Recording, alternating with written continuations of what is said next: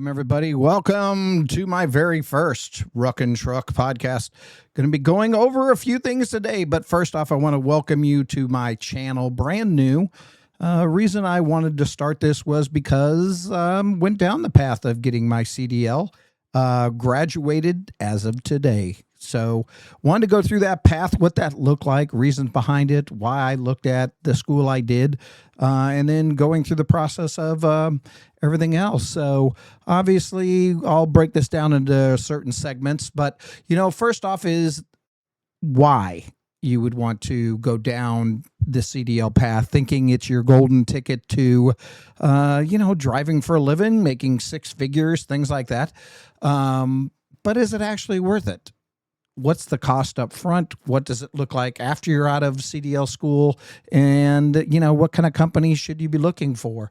And then obviously the reason why I'm starting this is because I thought the best way to do it is start it at the very beginning. I just went through a 4-week CDL class, graduated today with my CDL A. And now, looking at what opportunities are out there.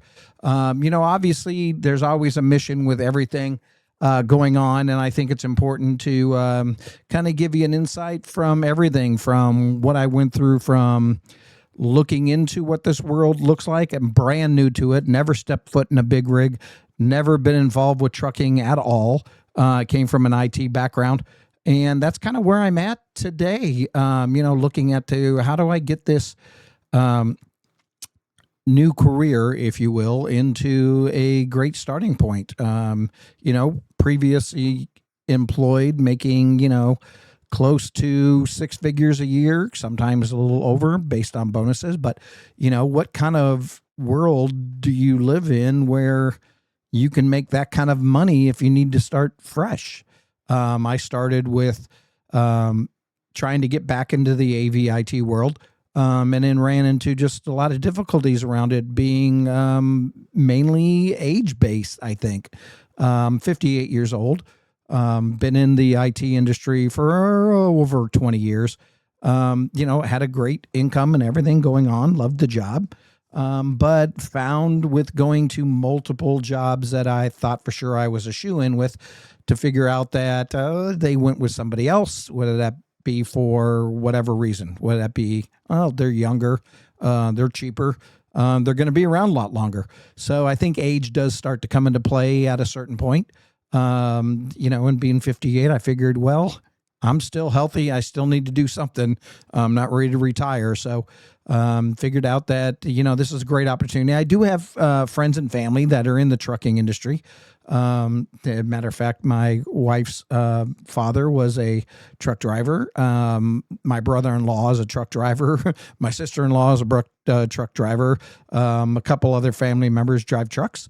I just figured it might be a great opportunity there. So figured it would be something I can kind of control on my own, if you will. Your CDL is definitely your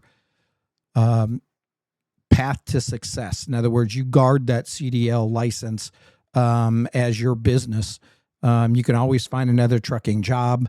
You can always go work for another company, but your license is your source of income. So you want to make sure you hold on to that. You don't let a company put it at risk. You don't put it at risk, things like that. And I'll go over all of that as well. And get us started. But I did want to, put this first podcast out, welcome everybody to it. I had a great class that I dealt with, and I'll go over some of that with you as well. But hopefully, new people looking at what does this look like from an entry level, is it an opportunity? And we go from there. So that's kind of the deep dive, and we'll go over breaking down certain segments of it. I got notes up as well. Everything from, what's the cost of entry? What does that look like? Not only from a financial cost, but a time constraint, right? How long does this normally take? How long can I go without making money? Those kind of things. The other thing is picking the right school. Making sure that you do your research, those type of things. Is that school right for you? Is their schedule right for you? Does it make sense to spend that money? You got to remember, CDL schools can run anywhere from $3,000 to $7,000 for the full complete class. There are additional costs along with that, whether that be just getting your licensing, taking the tests, things like that. That's normally outside of the school. Luckily, I was fortunate enough to deal with a school that not only had a great program, but also did the state testing there. So I didn't have to go to the highway patrol, get somebody's truck, go there and take the test. That is a big deal. And I'll go into that as well on this episode, touch base with it, and then break it down. Is it worth it, right? What does this look like from rookie pay, the entry level? There are certain restrictions that you can do when it comes to getting hired on by trucking. Don't think you're just going to get your CDL and all of a sudden go work for a local company making $80,000 a year. That's not realistic. The realistic part is you're going to have to work for one of the big brands out there. And there's a couple of reasons behind that. We'll dig into that on why that's important. If you're fortunate enough to find somebody, a mom and pop or somebody that maybe that's willing to bring you on and take the risk of you not being fully trained. Because you got to remember, the school is to teach you the basics. It's to get you your CDL A. It's not giving you the experience in a real world scenario. They'll do the best they can, but let's be honest, you're not learning everything and having yourself set up for success in 4 to 12 weeks. You're just not. There is additional things that go into that. Most companies need to have their own insurance to bring you into a training program. You're not going to be able to go to a mom and pop that has an insurance company backing them, that the insurance company is going to say, yeah, you can hire somebody brand new, throw them in this $100,000, $200,000 truck and take a risk at it. That's not going to happen. So the big companies normally have their own insurance. They're the ones that are going to invest their time into getting you trained. Yes, they are not the best paying jobs in the world. You're going to have to suffer.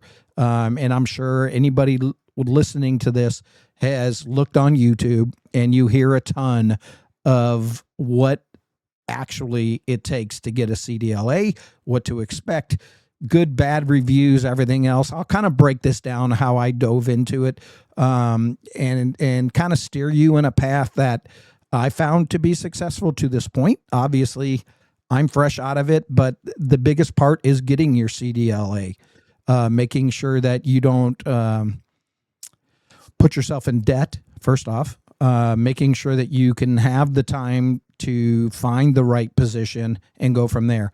It is an investment, but it's an investment in yourself. So you gotta take that into account. And then I'll go into lifestyle changes, things like that, things that you're going to have to expect going down the path of being a CDL licensed person, whether that be local, regional, over the road, flatbed, dry van, reefer, all of that stuff we'll break down in future episodes and kind of help educate the general person that, look, I think it's interesting. I need to make money. Maybe you have a criminal background in your past. Obviously, the trucking industry is pretty loose on things like that when it comes to being having a criminal background. So don't think that it restricts you from doing anything in the trucking industry, because it doesn't. Obviously, yes, there's restrictions. Certain companies, certain licenses you can hold, certain endorsements you can have.